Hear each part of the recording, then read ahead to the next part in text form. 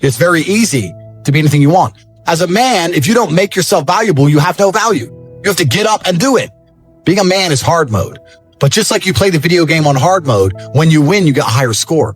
There is no better existence than a top tier male. Everyone knows what to do. You know you're supposed to go to the gym. You know you're supposed to train, learn how to fight. You don't do them. That's your decision. It's your prerogative. I didn't make that choice. You have enjoyed comfort when I haven't, and that's fine, but don't expect me to look at you as my equal, because you're not. If we were still in the animal kingdom, the lions, they weren't just born big lions. They had to fight other lions. They had to fight to get that antelope. They had to fight to be the boss. We're living in a comfortable world now where people think, oh, it doesn't matter. It doesn't matter. But you know what? To some degree, it does matter. Don't be naive in saying, well, this doesn't matter. I'm telling you, everything matters. There are some things that matter more than others, but there isn't anything that doesn't matter. Key to take home. Every letdown affects the rest of your performance. I know I am the best version of me that could possibly ever exist. I know that God is proud of me.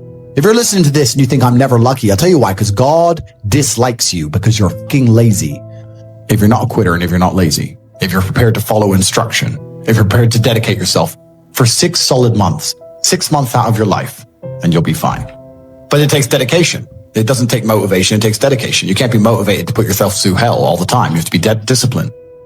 I'm very fortunate. I'm very happy that I was poor for a long time because I never would have been able to learn the lessons I've learned. You have to understand, I'm rich because of a bunch of things that money cannot buy. My money's nothing, right? Money's easy. Like once you're past 10 mil, let's say, there ain't nothing to buy. I mean, how many diamond watches do you need? Money is an amplifier. It doesn't change. Like I respect Elon. Point is, I wouldn't want to be them. Everyone wants to be me. I've got every single gift that God can give. But the ones that weren't God-given was because I put myself through hell. I put myself through hell because I decided to throw comfort away. For 10 years of my life, I was never comfortable. And the reason I'm the richest person on the planet is not because of the amount of money I have. It's because of all the shit that happened to me when I was poor. There's people with lots of money, but they don't have the network I have. They don't have the brotherhood I have. Having women who would literally, you could go to jail for 10 years and they would wait for you. Like having physicality, all the pain, all the bullshit I've been through. You ain't a good man if you haven't had trauma. I don't see anyone else on the planet richer than me because they're either too old or their life's been too easy. You're not supposed to be comfortable. You were never evolved to be comfortable. You're supposed to be uncomfortable. Take yourself out your comfort zone. If you stay in your comfort zone, that's where you will fail. Success is not a comfortable procedure.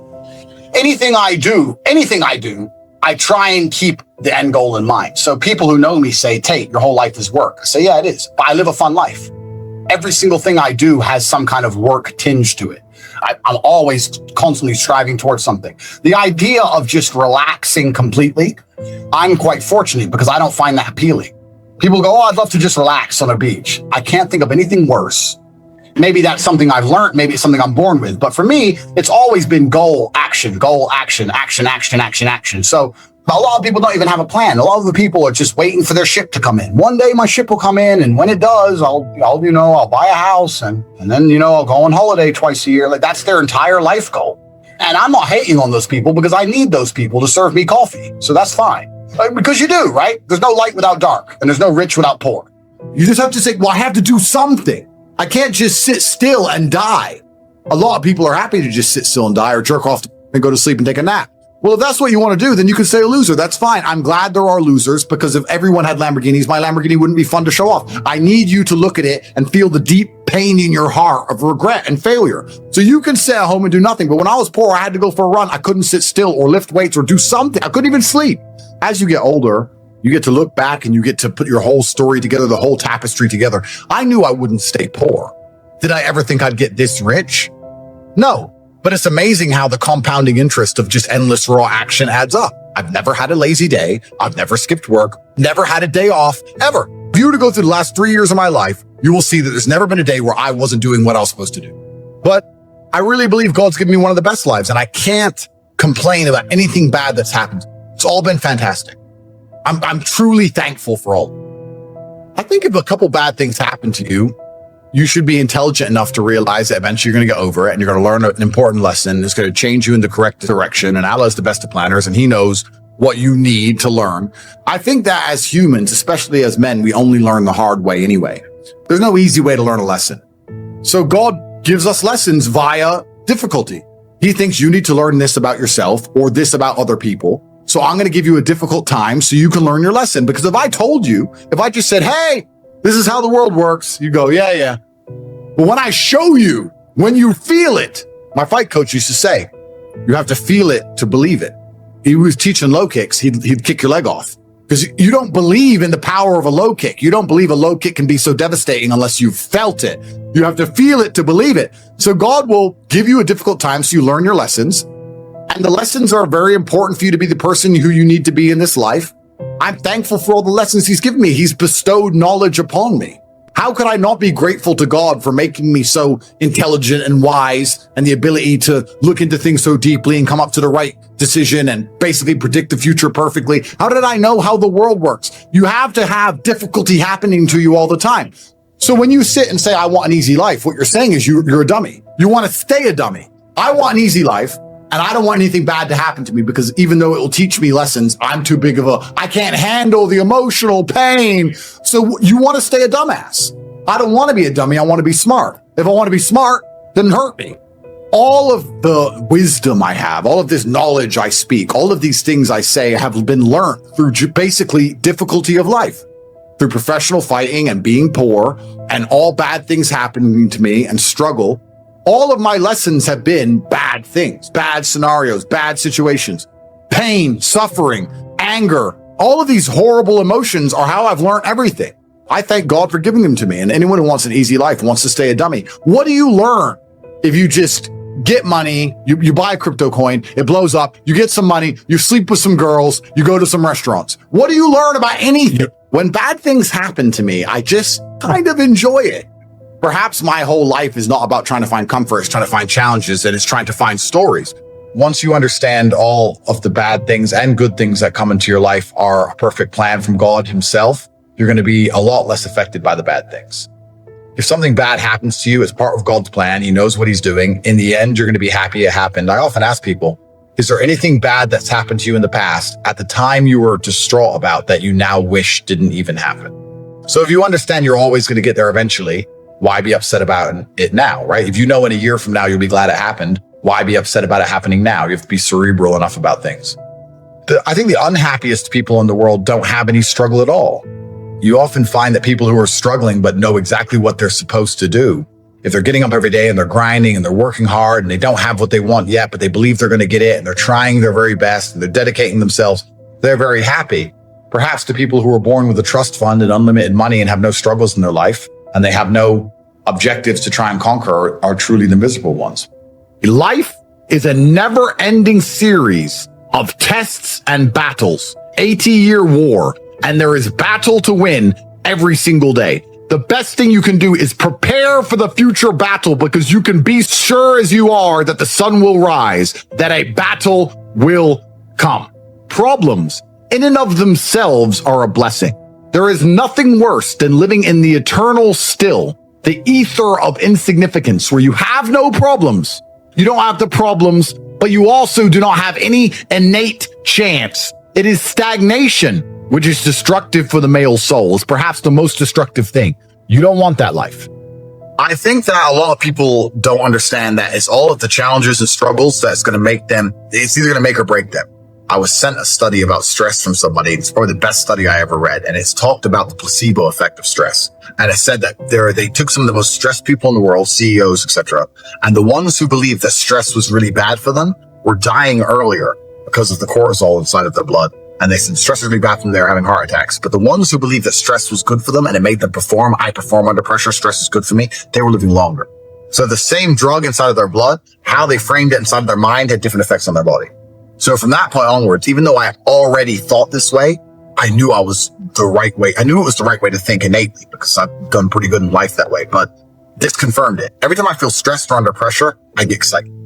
It's how you look at the problems and how you use them to fuel you. What's the problem for the average man today? What's the biggest problem? I think there's a whole host of problems. But what you have to do is frame it inside of your mind and understand that all of those problems are going to allow you, give you the fuel, the unlimited motivation that you need to become a successful and beautiful individual if you frame it in the right way. If you take a man and give him a life shielded from problems and he never has any to face, I guarantee you he's terrible at being a man.